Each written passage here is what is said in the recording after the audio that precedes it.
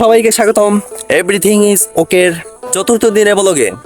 আজ আমি এখানে আমার সঙ্গে রয়েছি আমার বন্ধু ইমন।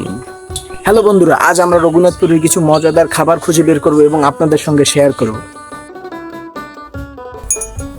আমি আর আমার বন্ধু রঘুনাথপুরের চা খেলাম। গরম আর মিষ্টি সেই চায়ের স্বাদ এখনো মুখে লেগে আছে।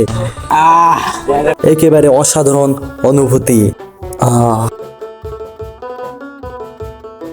ফুচকা অর্ডার করার সাথে সাথেই 5 মিনিটের ভিতর সেলিকে আমাদের জন্য ফুচকা তৈরি করে নিয়ে আসলো।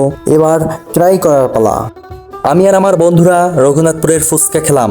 স্বাদের দিক থেকে এক কথায় অসাধারণ। ফুচকার খোলটা ছিল মচমচে আর ভেতরের পুরা মশলাদার, সাথে টক ঝাল পানি দারুণ ব্যালেন্স করছিল।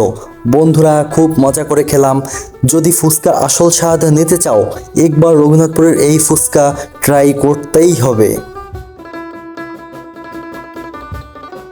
আমি আর আমার বন্ধু রঘুনাথপুর চরখালির একটা দোকান থেকে পান খেলাম। পানটা ছিল একদম ফ্রেশ আর সুস্বাদু। পাতাটা ছিল নরম, সাথে মিষ্টি মশলা আর চুন সুপারির মিশ্রণ একেবারেই পারফেক্ট। মুখে দিতেই একটা মিষ্টি ঘ্রাণ আর দারুণ স্বাদ ছড়িয়ে পড়ল। দোকানদারও ভীষণ আন্তরিক ছিলেন। যারা ভালো মানের পান খুঁজছেন তাদের জন্য চরখালির এই দোকানটা একবার ঘুরে দেখার মতো।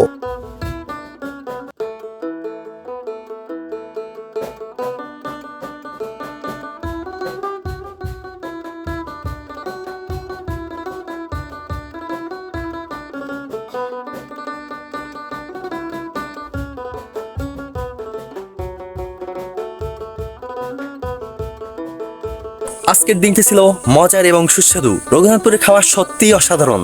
সবকিছুই কিন্তু পারফেক্ট ভাবে জমে গেছে। আগামী দিনে দেখা হবে নতুন কোনো অভিজ্ঞতা নিয়ে। ততক্ষণ পর্যন্ত ভালো থাকুন, সুস্থ থাকুন। Everything is okay.